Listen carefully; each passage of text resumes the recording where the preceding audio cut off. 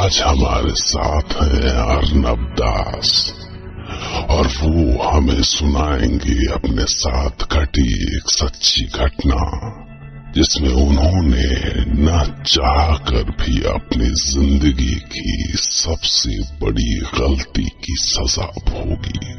शायद व्हीलचेयर के सहारे अपनी जिंदगी को घसीटता हुआ मैं अर्नब हूँ। मैं एक म्यूजिक कंपोजर हूँ। आज 10 साल हो गए मेरी शादी को। मेरी पत्नी उर्वी के साथ एक जमाना था, हम बड़ी अच्छी फैमिली लाइफ जी रहे थे, पर ये सब तभी तक था उन 7 दिनों से पहले। एक्चुअली मेरा बुरा वक्त तब शुरू हुआ जब उर्वी के पेरेंट्स के घर पे कोई फैमिली फंक्शन था और मैं अपने नए असाइनमेंट में इतना बिजी था कि उर्वी को अकेले ही अपने माँ बाप के घर जाना पड़ा।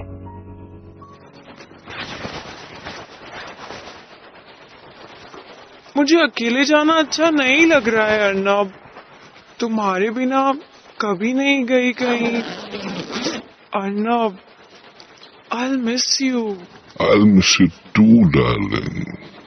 पर क्या करूं, क्लाइंट्स को काम टाइम पे खत्म करके देना ही पड़ेगा।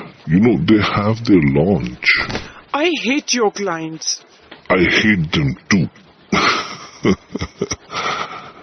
Sorry यार, मैं तुम्हें छोड़ने नहीं आ पा रहा हूँ कल। I hate you. I really hate you. अरे हाँ, वो मैंने ना 7 दिनों के लिए तुम्हारा खाना बनाने के लिए बोल दिया है और वो आ जाएगी टाइम पर। क्या नाम है उसका? हाँ, पूजा। ध्यान से जाना, एक तो बारिश है और ऊपर से ये potholes, look out for them. हाँ, थैंक्स। Bye bye. बाय।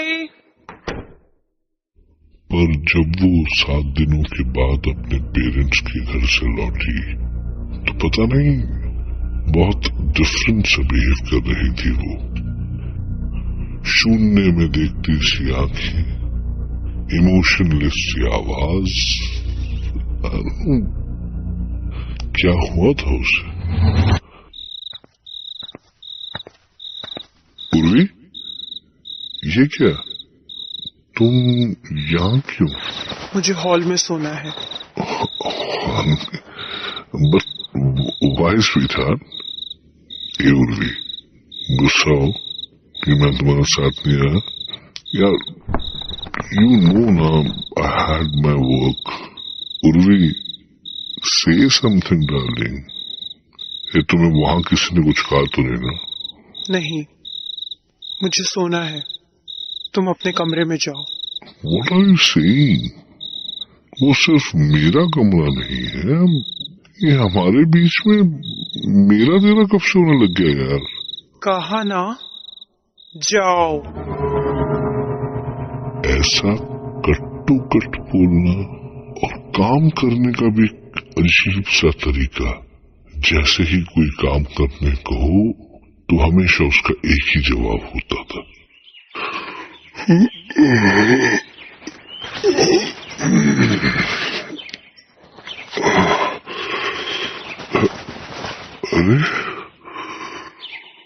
तुम कब उठी?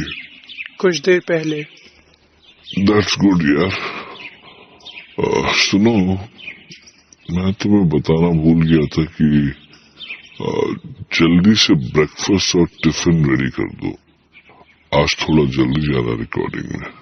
रेडी है। व्हाट? तुमने रेडी भी कर दिया?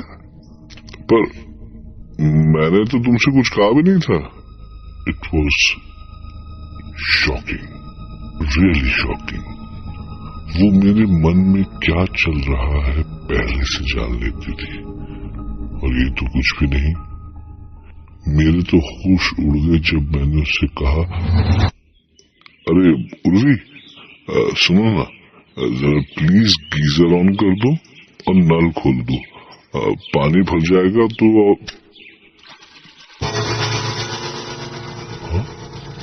ये क्या हो रहा था?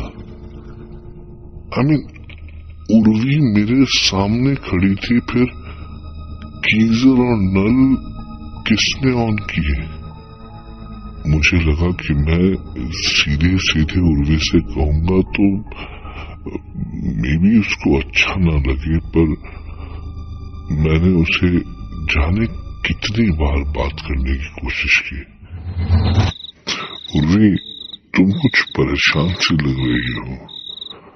आई मीन, जब से मॉम डैड के पास से आई हो, अब तुम कहो तो हम डॉक्टर के पास चलें? नहीं, मुझे कुछ नहीं हुआ। नहीं, I didn't mean that. I wanted to say कि अकेले अकेले सारा काम करते करते दिन भर में स्ट्रेस हो सकता है ना, तो अगर हम किसी साइकियाट्रिस्ट के पास चलें तो फिर। नहीं। और वो उठ के वहां से चल दी। पता नहीं कोई शॉक लगा था या कोई डिप्रेशन हुआ था उसे, पर अपने आप नल खुलना और गीजर ऑन होने जैसे इंसिडेंट्स मैं बिलीव ही नहीं कर पा रहा था कि हम हस्बैंड वाइफ हैं। वो पिछले 3 महीनों से मुझसे अलग रूम में सोती थी। वो हमेशा मुझसे कम से कम 4 फीट की दूरी बनाकर रखती थी, और इसके कुछ दिन बाद मैंने कुछ और महसूस किया। जब मैं सवेरे मॉर्निंग वॉक के लिए निकल रहा था, तब सामने डॉक्टर बेंजामिन आते दिखाई दिए। हम अक्सर वॉक के लिए साथ निकलते थे। मिस्टर दास, आज तो आप राइट टाइम पर हैं। आपकी संगत का कुछ तो असर पड़ेगा डॉक्टर बेंजामिन। चलिए। अरे मैडम, जिमी को छोड़ दो।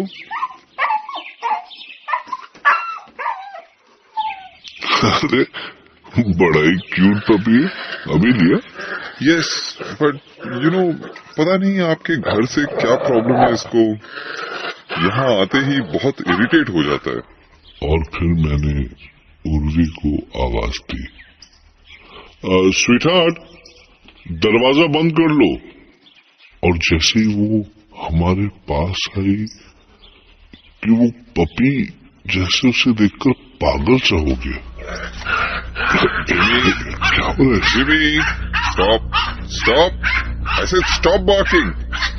बेंजामिन कितना चिल्लाते रहे, पर जिमी पर जैसे कोई असर ही नहीं हो रहा था। और ये सब क्यों हुआ कुछ पता नहीं चला। और इसके बाद जब एक दिन मैं डिनर के लिए बैठा, तभी मुझे कुछ ध्यान आया। अरे उर्वी, दाल में नमक टेस्ट कर लेना, कल थोड़ा कम रह गया था। फिर मुझे लगा कि नमक मुझे कम लगा यार, तो मुझे ही टेस्ट कर लेना चाहिए। और मैं किचन की ओर बढ़ा, और जो कुछ सामने देखा मैंने, मेरे पैर वहीं के वहीं जम गए। दाल का बर्तन गैस पर चढ़ा हुआ था। उर्वी ने उसी खौलती हुई दाल के बर्तन में अपना हाथ डाला और अपने दाल से सने हुए हाथ को बाहर निकालकर बिल्ली की तरह चाटने लगी। उस खौलती दाल से उसका हाथ कैसे नहीं चला?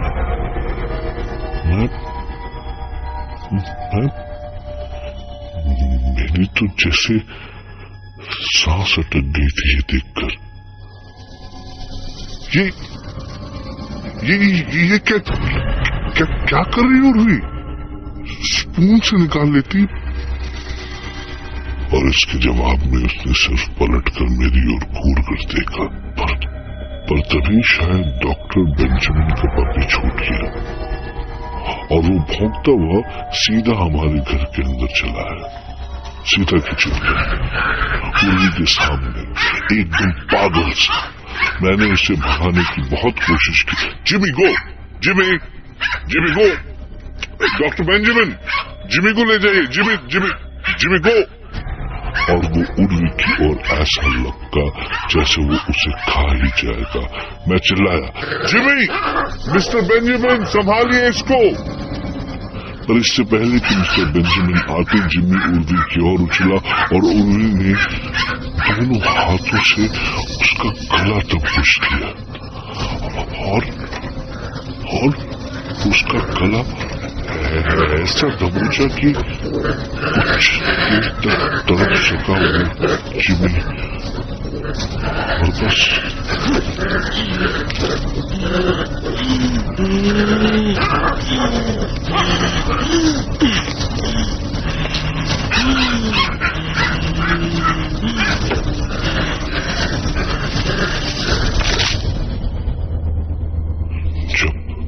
जब उर्वी ने उसे फर्श पर फेंका तो उसकी सांसें तेज चल रही थी,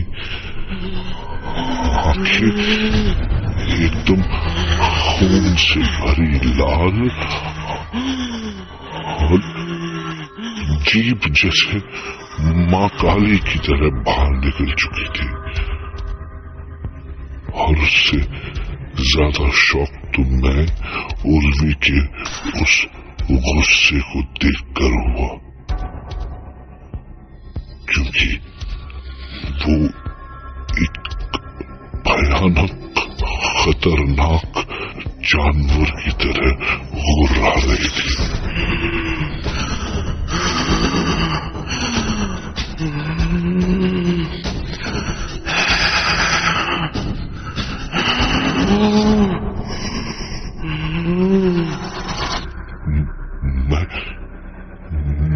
मैं उसके गुस्से को देखकर बुरी तरह से डर गया।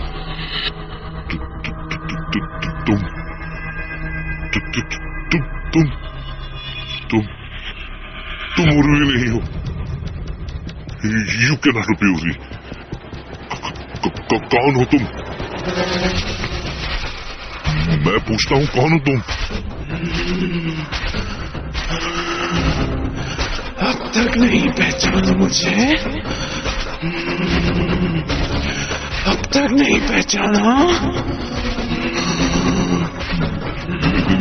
नहीं, नहीं, बताओ कौन हो तुम? पूजा हूं मैं। ये क्या कह रही हो तुम? कौन पूजा? इतनी जल्दी भूल गए इतनी जल्दी? तो मुझे याद है।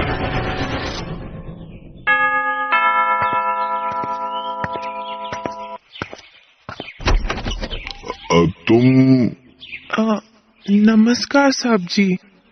वो दीदी जी ने कहा 7 दिन आपके यहाँ खाना बनाने का है। ओह, अच्छा।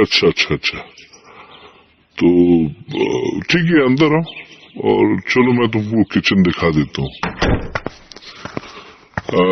ये देख लो, और ये मसाले यहाँ पड़े हैं, बर्तन ये नीचे वाले ड्रॉर में है, और स्पून्स वगैरह आई थिंक इस वाले ड्रॉर में है।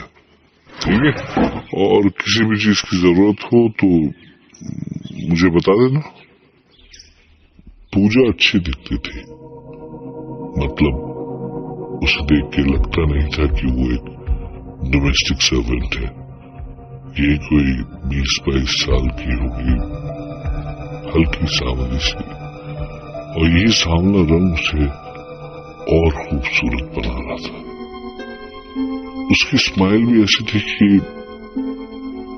I loved it. और एक शाम को काफी बारिश हो रही थी। मुझे लगा कि आज मुझे खुद ही कुछ करना पड़ेगा, क्योंकि इस बारिश में तो उसके आने के कोई चांसेस नहीं थे। पर तभी डोरबेल बजा। जब मैंने दरवाजा खोला तो सामने पूजा खड़ी थी और ऐसे लग रही थी कि मैं क्या कहूं, भीगे सांवले बदन से टपकता पानी, वो कांप रही थी सर्दी से और बस मुझसे गलती हो गई।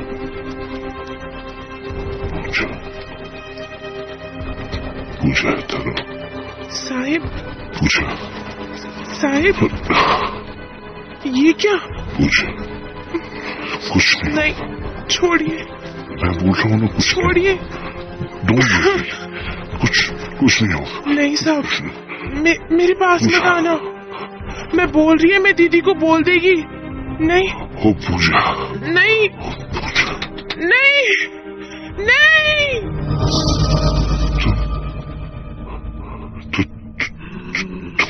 तुम पूजा हो? हाँ, ओह माय गॉड, वही पूजा। पाप तुमने किया और मरना मुझे पड़ा। गाड़ी के सामने आकर जान दी थी मैंने, और अब तुम मरोगे। नहीं पूजा, मरना पड़ेगा, मरना पड़ेगा। पूजा, उस दिन मैं अपने आप को संभाल नहीं पाया था पूजा। आई एम सॉरी पूजा। तो अब गलती की सजा भुगतो सजा। और उसने मेरा गला पकड़ लिया। नहीं पूजा,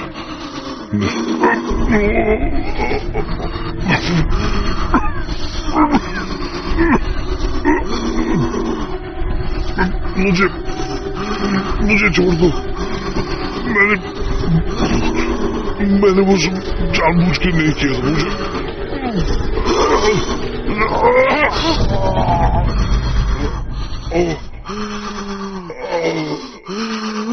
और उसने मुझे उठाकर दीवार पर फेंक दिया।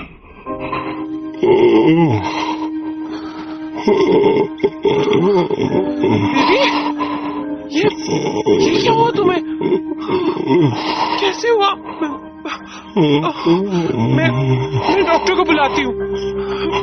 मेरे पास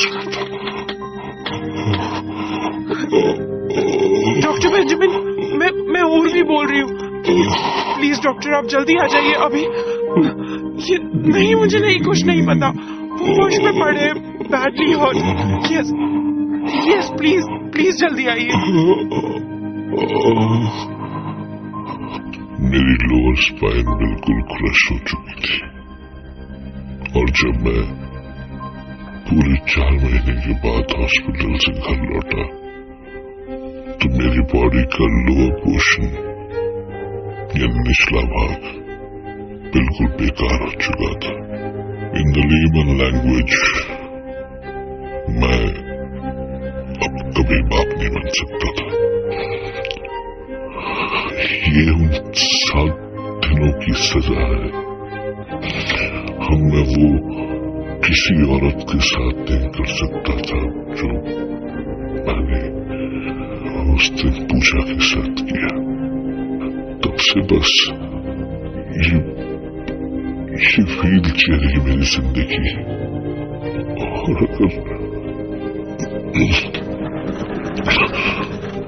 अगर उर्वी मेरे साथ न होती तो शायद मैं जी भी नहीं पाता।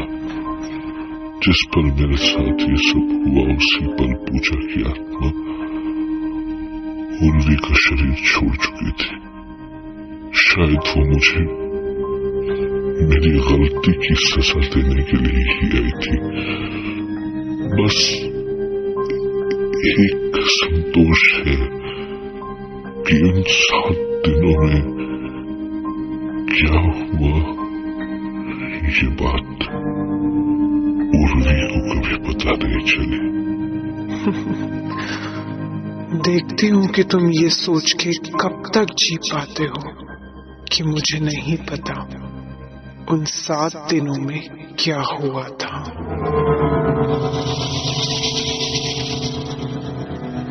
सवाल है कि क्या सचमुच उर्वी को पता था कि उन 7 दिनों में क्या हुआ था? क्या अर्नब के पाप की इतनी बड़ी सजा देने के बाद भी पूजा की रूह उर्वी के शरीर में ही थी? अगर हाँ, तो किस लिए? क्या अभी अर्नब की सजा बाकी थी? जवाब ढूंढिए, क्योंकि कल रात